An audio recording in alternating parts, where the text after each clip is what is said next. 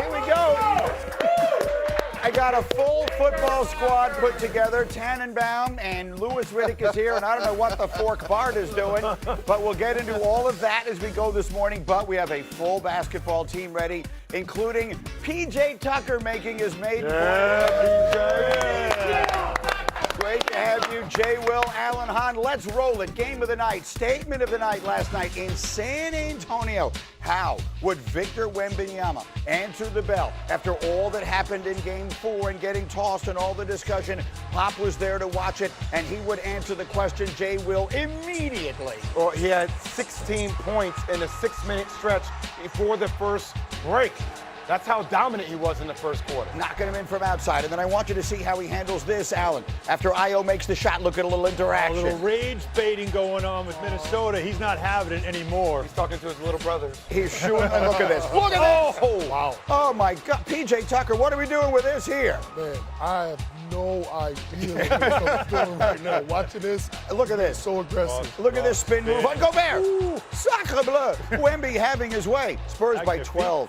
Sizing up his countryman and getting it to go. Next Spurs possession, Jay, relocating. A 3, 18 in the first for Wemby. Just the more you can move Rudy Gobert around the perimeter off all that action, DHOs, dribble handoffs, it just makes it difficult for him to guard the action. And now here we got a technical on Naz Reid for a shove in the back. Is this a good call? I hate it. I'm not going to lie. I hate it. It's playoffs, man. Come on. That's obviously a little history there of 2 days before. Spurs by 12 at the half. Wolves come out hot in the third quarter. Ant Edwards, yes, it's a 5-point game. Later in the quarter, down by 2. Gobert, the deflection. Stay with it. Io, the other way. Go tied at 61. By the way, what a trade that was. Wow. So what would the answer be? Wemby, double. Give me Champagny. What a pass! Pop the cork. Spurs by 3. Later in the quarter, Spurs lead is 5. Wemby, Castle. It's an action, PJ. That's an action I'm talking about. Love that. Rudy can't guard that. Hard to guard. 7-point lead. 4 minutes in the third. Dylan Harper. No. What? Yeah, and one. Don't go Wemby gadget there. arm. Plus the foul. Spurs by 18, and they would stretch it from there. Fourth quarter, the lead is 14. These guards. Castle. Jay. Look at him talking right at Ant. Throwing it down. Woo! Later, Wemby. What? You got to see this. Show again. and tell. Watch this. Show and tell. Oh, come Oh, on. wow. Wait, why did Rudy Gobert spin around? Look at the look. Wembanyama, 27 points, 17 rebounds, 5 assists. In fact, he put up an unprecedented stat line. This might be a little random, but I love it anyway. He's the first player ever with at least 27 points, 17 rebounds, 5 assists, 3 blocks, and 2 threes in a single game, ever. The only stat he didn't record was a steal. Here he was after the game. Victor, after having time to reflect, would you have done things differently? Did you have any regrets about the elbow? I mean, it was 2 games ago. It's the playoffs. I'm focused. I was focused on the game today, and now I'm focusing on the game in Minnesota in 3 days. It's the playoff. We got to move on, and I got to care about my team.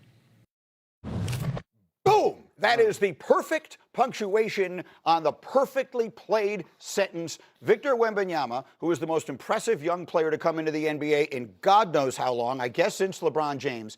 Last night, this is my opinion, Jay Williams, this was his most impressive performance as a pro. When you consider everything that hung in the air and all the different ways this could have gone and all the attention on him and the first real negativity that has surrounded him since he came into the league, for him to answer with his performance, with his attitude, and then that response, a vet response for a young player, I think this is the best night of his young NBA career. I know often in NBA locker rooms we talk about setting the tone in games, PJ, and you typically can do that in the first quarter. He had 21 and 10 in the first half.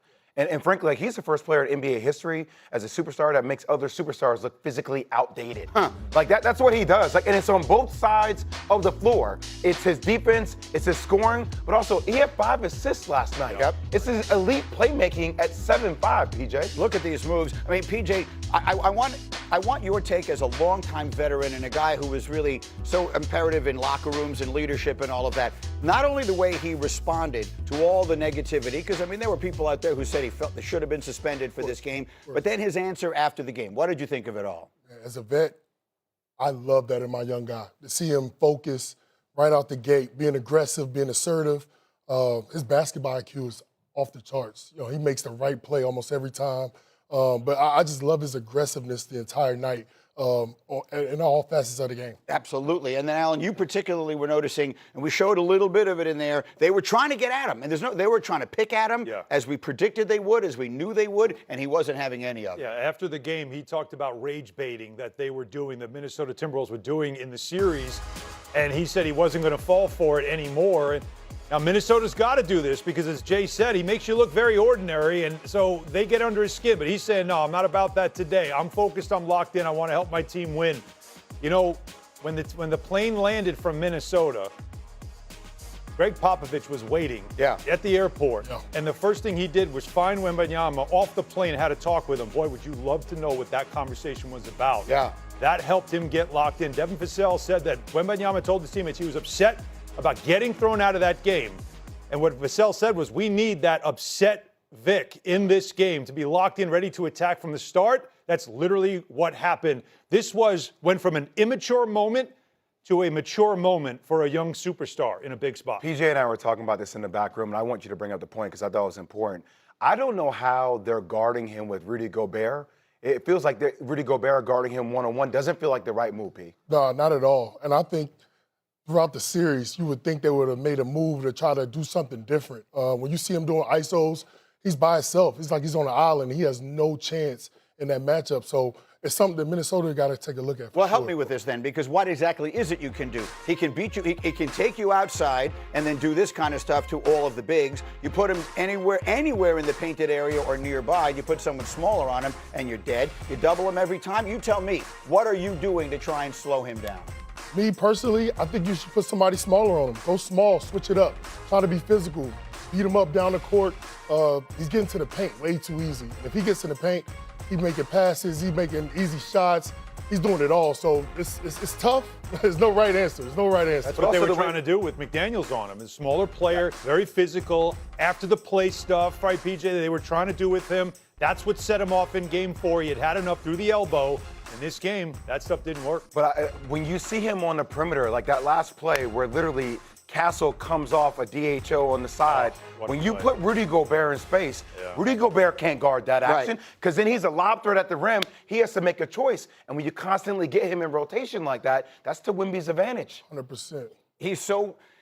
I guess the problem I have, I understand what you're saying, I don't disagree, but he's so talented. You started the conversation by saying he makes other good NBA players look physically outdated, and that's the problem. I don't know who it is that does anything to slow him down. Can you just run back that one play where I said he utilizes the go-go gadget arm to literally get the putback. He's literally getting pushed out of bounds off a box out. Yeah. His head, by the way, is by the rubber underneath the glass. His body's out of bounds, and his arm extends in the play. Yeah. His arm extends in the play and gets the pushback. Yeah. You're going to see that one of these highlights coming up here. Yeah, it's coming up. It's on the other side of the court, but literally it was... This one's fun, too, though.